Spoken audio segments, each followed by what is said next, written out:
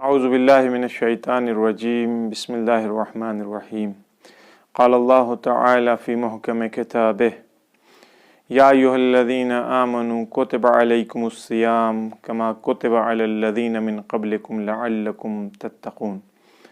عزیزان محترم، ماہ مبارک رمضان آ گیا ہے۔ تلاوت قرآن کا مہینہ، بہار قرآن کا مہینہ، عبادتوں کا مہینہ، رحمت الہی کا مہینہ، برکات الہی کا مہینہ، غفران الہی کا مہینہ ہے، براءۃ من النار کا مہینہ ہے۔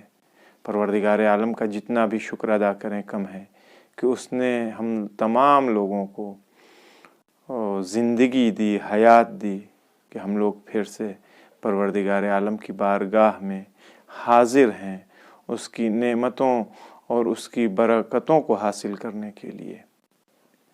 یہ بہت عظیم نعمت ہے جو خداوند عالم نے ہم تمام لوگوں کو عطا کی۔ سال گزشتہ بھی ہم زندہ تھے، لیکن سال گزشتہ جیسی عبادت کیا ہے اس سے بہتر عبادت اس سال کرنی ہے۔ یہ سوچ کر کے عبادت کرنا ہے ہمیں کہ ہو سکتا ہے یہ ہماری زندگی کا آخری ماہ رمضان ہو سکتا ہے کہ پھر اس کے بعد اگر زندہ بھی رہیں تو ممکن ہے توفیق نہ ہو، پھر ہمیں عبادت کرنے کی توفیق نہ مل پائے۔ لہٰذا اس بات کو ذہن میں رکھ کر کے عبادت کرنی ہے، پروردگار عالم کی بارگاہ میں حاضر ہونا ہے کہ یہ ہماری زندگی کا ممکن ہے کہ آخری چانس ہو۔ دعا یہی ہے کہ پروردگار عالم سب کو سلامتی دے، صحت دے، تندرستی دے، طول عمر عطا کرے۔ اور صرف یہی رمضان المبارک نہیں بلکہ اس کے بعد آنے والے متعدد رمضان المبارک بھی اس کو نصیب ہو۔ ماہ مبارک رمضان ایک نیا سال ہے تربیت کے اعتبار سے، نئے سال کی شروعات ہے تربیتی اعتبار سے۔ مختلف سال ہمارے یہاں ہوتے ہیں، کبھی شمسی کیلنڈر کے اعتبار سے بہار میں وہی نوروز جسے کہا جاتا ہے، تو نوروز سے نئے سال کا آغاز ہوتا ہے۔ ہجری کیلنڈر کے اعتبار سے ماہ محرم نئے سال کا آغاز ہے۔ عیسوی کیلنڈر کے اعتبار سے جنوری کا مہینہ نئے سال کا آغاز ہے۔ لیکن بعض روایات میں ایک جملہ ملتا ہے رمضان المبارک کے سلسلے میں کہ اول سنہ، یہ آغاز سال ہے، ابتدائے سال ہے۔ تو ظاہر سی بات ہے کہ یہ نہ نوروز والا سال ہے، نہ ہی محرم والا سال ہے، نہ ہی جنوری کا سال ہے۔ ایک سال اور ہے خمسی سال، وہ انسان کی درآمد کا سال ہوتا ہے، یعنی جو انکم انسان کی ہوتی ہے جہاں سے سٹارٹ ہوتی ہے اسے خمسی سال کہا جاتا ہے۔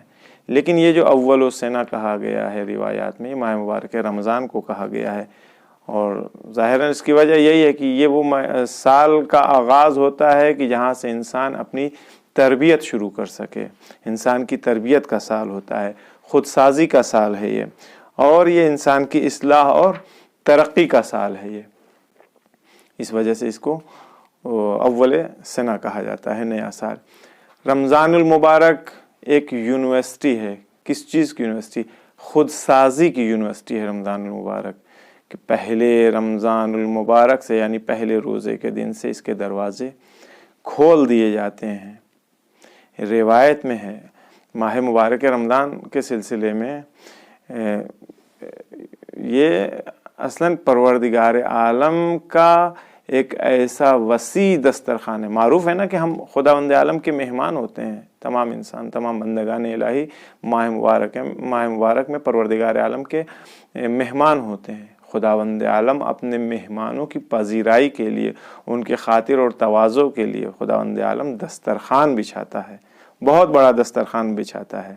رسول خدا صلی اللہ علیہ وآلہ وسلم کے قول کے مطابق ایسا دسترخوان کہ جس کے بارے میں نہ کبھی کسی نے کچھ سنا ہے اور نہ ہی کسی نے اس طرح کا کوئی دسترخوان دیکھا ہے۔ یہ الی قیامت کی بات ہے، یعنی روز اول سے لے کر کے قیامت تک۔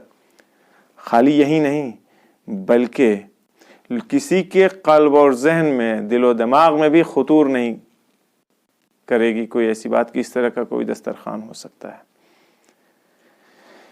روایت ہے پیغمبر اسلام کی صلی اللہ علیہ وآلہ وسلم کی، فرماتے ہیں ان للہ مائدۃ، پروردگار عالم کا ایک دسترخوان ہے، علیہا ما لا عین رأت، اس کے اوپر ایسی ایسی نعمتیں ہیں کہ جسے کسی نے دیکھا ہی نہیں ہے، ولا اذن سمعت، اور نہیں کسی کے کانوں نے ان نعمتوں کے بارے میں سنا ہے۔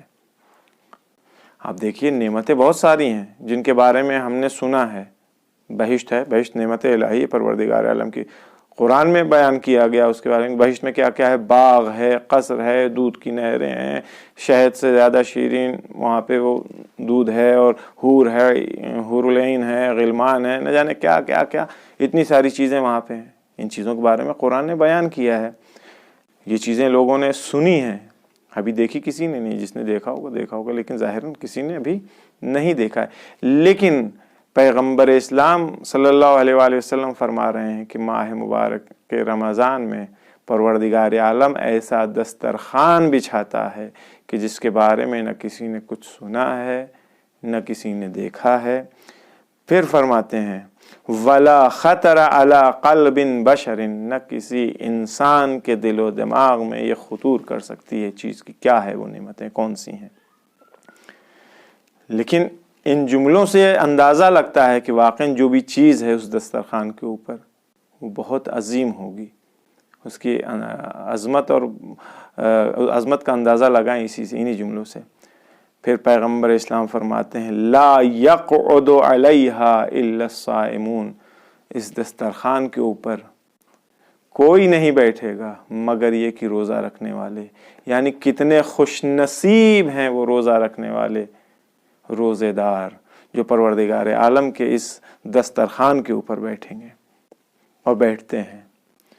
دیکھیے بعض چیزیں مشاہدے میں ہوتی ہیں، کبھی نہیں اکثر ہوتا ہے کہ ہم آپ سبھی مہمانی میں جاتے ہیں، یعنی مہمان بن کر کے کہیں جاتے ہیں، اور خدا محفوظ رکھے البتہ کبھی کبھی ایسا ہو جاتا ہے کہ مہمان زیادہ آ جاتے ہیں، آدمی بلاتا ہے 20 آدمی کو، سامنے والا اپنے ساتھ کسی اور کو بھی لے کے آ جاتا ہے، 20 کے بجائے 25 ہو جاتے ہیں، تو ایسے مقام پر کبھی کبھی کھانا کم پڑ جاتا ہے۔ تو جب کھانا کم پڑتا ہے تو گھر والے کیا کرتے ہیں، وہ خود دسترخوان پر نہیں بیٹھتے، یعنی خود نہیں کھاتے ہیں، وہ پھر مہمانوں کو سرو کرتے ہیں۔ اگر بچے دسترخوان پر ان کے ہوتے ہیں تو اپنے بچوں کو کم دیتے ہیں، یا واقعاً اگر کھانا بہت کم پڑ رہا ہے تو ہاتھ روک کر کے دبا کر کے پھر کھانا سرو کرتے ہیں لوگ۔ یہ چیزیں ہوتی ہیں، دسترخوان کے اوپر ہے، تو ایک وقت ممکن ہے کہ کسی دسترخوان کے اوپر کھانا کم ہو جائے، ہو سکتا ہے میں بھی ایک وقت یہ ہے کہ دسترخوان کی ٹائمنگ ہے، یعنی اتنے بجے سے اتنے بجے تک فلاں ٹائم پہ اگر ہم پہنچیں گے دسترخوان پر تو ہم اس دسترخوان کی نعمتوں سے اپنے آپ کو سیراب کریں گے اور کھائیں گے پیئیں گے، اس سے استفادہ کریں گے۔ لیکن اگر کوئی انسان دیر سے پہنچے، ٹائم پر نہ پہنچے، دسترخوان سمٹ چکا ہے، اب اسے کچھ بھی نہیں ملنے والا ہے۔ ماہ مبارک رمضان میں پروردگار عالم جو دسترخوان بچھا رہا ہے، اگر کوئی انسان اس دسترخوان کے اوپر حاضر نہ ہو پائے، کتنا بڑا بدبخت ہوگا وہ۔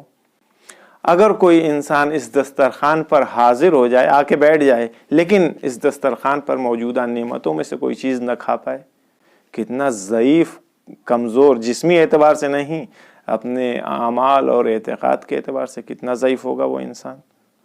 تو یہ ایک مہینہ پروردگار عالم نے، ٹائمنگ کم نہیں ہے، تھوڑی دیر، 1 گھنٹے 2 گھنٹے کا دسترخوان نہیں ہے، 1 مہینے کا دسترخوان مسلسل پروردگار عالم نے بچھا رکھا ہے۔ لا یقعد علیہا الا الصائمون، کس دسترخوان کے اوپر روزے دار کے علاوہ کوئی دوسرا نہیں بیٹھے گا۔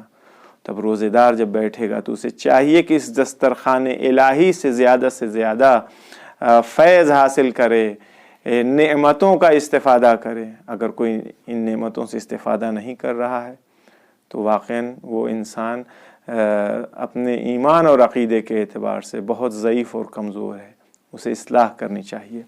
رمضان المبارک کا مہینہ ایک چانس ہے، ایک فرصت ہے ہمارے لیے۔ انسان فرصت کی تلاش میں رہتا ہے۔ رمضان کا مہینہ یہ فرصت کا مہینہ ہے۔ ایسے بھی لوگ ہیں جو خدا کو بھولے ہوئے ہیں، ظاہری اعتبار سے ناراض نہیں ہیں خدا سے، لیکن غافل ہیں خدا سے ان کی کوئی دوستی نہیں ہے۔ ماہ مبارک رمضان خدا سے دوستی کا مہینہ ہے، خداوند عالم سے عاشقی کا مہینہ ہے۔ اگر خدا کے سلسلے میں خدا نخواستہ علیہ باللہ دل و دماغ میں کوئی بات ہے کہ خدا تو سب کو اس طرح سے نوازتا ہے، یہ کرتا ہے، ہمارے ساتھ اس نے کچھ نہیں کیا، قدورت اگر خدا کی طرف سے خدا نخواستہ علیہ باللہ خاکم بدن دل میں کوئی بات ہے، تو ماہ مبارک رمضان ان قدورتوں کو دور کرنے کا مہینہ ہے۔ یہ مہینہ ہمارے لیے ایک چانس ہے، اس مہینے میں ہم اپنی زندگی کو منظم کر سکتے ہیں۔ اس مہینے میں ہم اپنی بے نظمی کی جو عادت ہماری پڑی ہوئی ہے ہم اسے دور کر سکتے ہیں۔ اس مہینے میں ہمارے اٹھنے کا ٹائم، ہمارے سونے کا وقت، ہمارے کھانے کا وقت، ہمارے پینے کا وقت، ہر چیز ہم اس کو مینج کر سکتے ہیں، اس کا شیڈیول بنا سکتے ہیں اور اس کے اوپر عمل کر سکتے ہیں۔ یہ مہینہ ارادوں کے مضبوط کرنے کا مہینہ ہے۔ اس مہینے میں انسان کو چاہیے کہ وہ اپنے ارادے کو مضبوط کرے، اپنی فکروں کو مضبوط کرے۔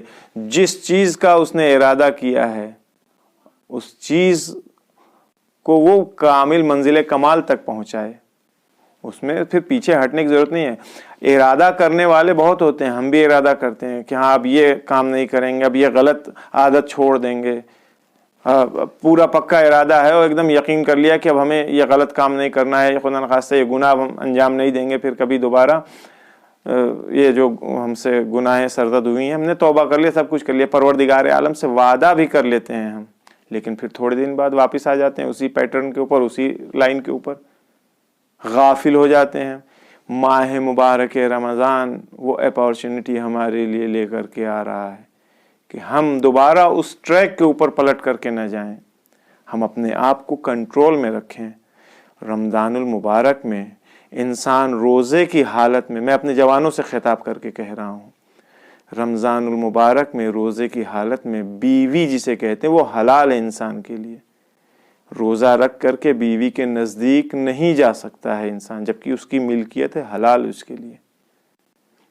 تو ہم روزہ رکھ کر کے پھر اگر اپنی بیوی کے پاس جو ہماری ملکیت ہے، ہماری ہے، ہمارے لیے جائز ہے، حلال ہے، سب کچھ، ہم اس کے پاس جب نہیں جا سکتے تو آپ بتائیے، غیر ماہ مبارک رمضان میں ہم اپنے اوپر کنٹرول نہیں کر سکتے؟ یعنی ہم نہیں جا سکتے کہ مطلب یہ ہے کہ ہم کنٹرول کرتے ہیں اپنے اوپر، ہم کو معلوم ہے۔ یہ مثال سخت ہے، میں آسان سی مثال دیتا ہوں۔ گرمی میں روزہ رکھنا واقعاً سخت کام ہے، بہت سخت ہے روزہ رکھنا، لیکن انسان روزے سے ہے، شدید گرمی ہے، جب غروب کا وقت ہوتا ہے اس وقت کبھی کبھی ایسا ہوتا ہے کہ روزے کی شدت کی وجہ سے انسان کی آنکھوں کے آگے سیاہی آ جاتی ہے، اندھیرا اندھیرا دکھائی دینے لگتا ہے۔ اگر اسی وقت انسان کی نگاہ پانی کے اوپر پڑ جائے تو اس کا پانی پینے کو دل کرے گا یا نہیں؟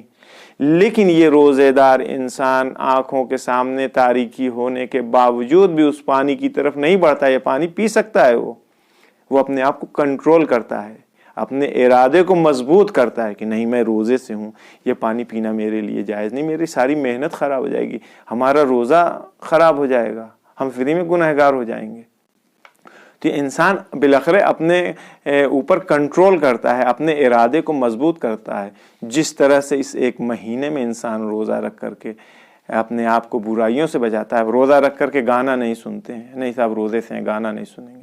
خوب روزہ رکھ کے جس طرح سے آپ اپنے نفس پر کنٹرول کرتے ہیں، گانا نہیں سنیں گے، اسی طرح سے باقی ایام میں بھی 11 مہینے دوسرے بھی ہیں، ان کی حرمت کا بھی خیال رکھیے کہ وہی خدا جو اس مہینے میں ہے وہی خدا ان 11 مہینوں میں بھی ہے۔ ہمیں شرم آنی چاہیے، خداوند عالم کی بارگاہ میں ہمیں حاضر ہونا ہے، تو ہمیں اپنے ارادے کو مضبوط کرنا ہے۔ ارادہ مضبوط کرنے کے لیے یہ مہینہ بہترین مہینہ ہے۔ اور ایک سب سے بڑی چیز، ہماری زبان معروف یہ ہے کہ چمڑے کی زبان پھسل جاتی ہے، جب یہ پھسلتی ہے تو ہم غیبت کرتے ہیں، جب یہ پھسلتی ہے تو ہم فحاشی کرتے ہیں، جب یہ پھسلتی ہے تو ہم گالی گلوچ کرتے ہیں، نازیبا کلمات اپنی زبان کے اوپر جاری کرتے ہیں۔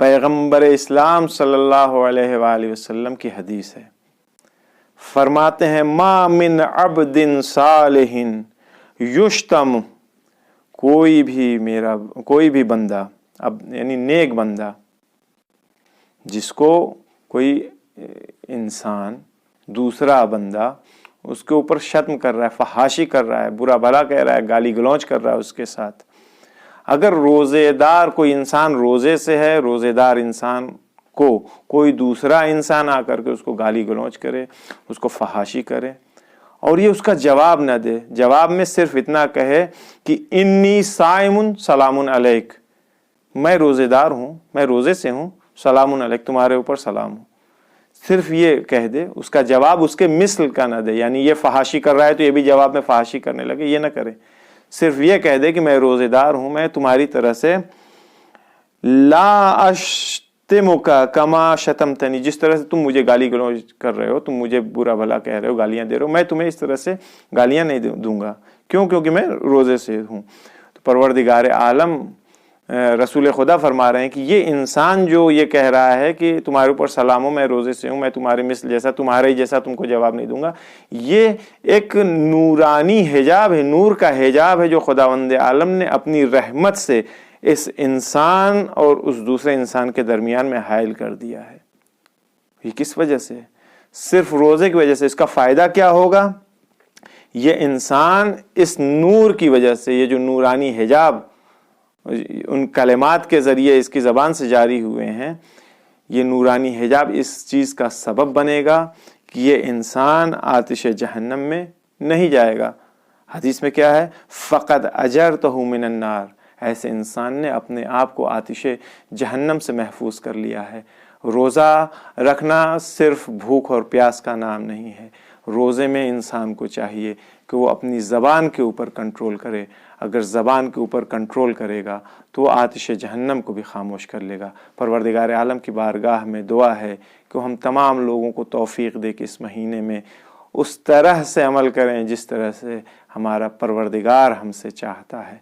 अस्सलामु अलैकुम व रहमतुल्लाहि व बरकातुहू।